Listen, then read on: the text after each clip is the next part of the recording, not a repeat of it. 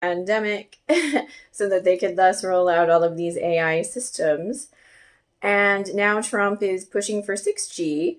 And he's like, we're going to be, at the lead of the 6G race. And I saw a video of him this week bragging that with 6G, you can see under people's skin. And it's like, well, why would you need that? You know what I mean? It's a little creepy. So we have to ask questions about whether this technology is really necessary and what is it for.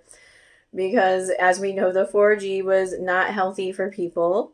The 5G is worse, and I can't imagine that the 6G is going to be healthy for us physically or anything else. So, and the Waymo cars, the driverless cars that are operated on AI. I live in Los Angeles, and we have a lot of them around on the streets. From what I understand, they're not allowed on the freeways yet, but you see them driving around on the streets. And I've already had a few incidents with them where they were blocking a small, narrow one-way road, and I had to like pull up very close to it to trigger its sensor to get it to move.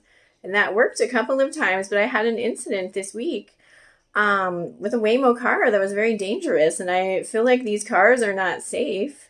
And so I wanted to warn you guys about that. My cat's knocking stuff over there. Um, I was driving home this week and I had veered off the main road to avoid traffic and was on like a narrow, winding, hilly road. And I came behind a Waymo car. And, when you're driving on these narrow, hilly roads, you just have to go slow. And if you encounter another person, someone needs to pull it to the side and let the other person go. And we all work it out. But the Waymo car could not handle the situation. It did not know what to do. And so I was behind the Waymo car, and there was a girl coming up the other way.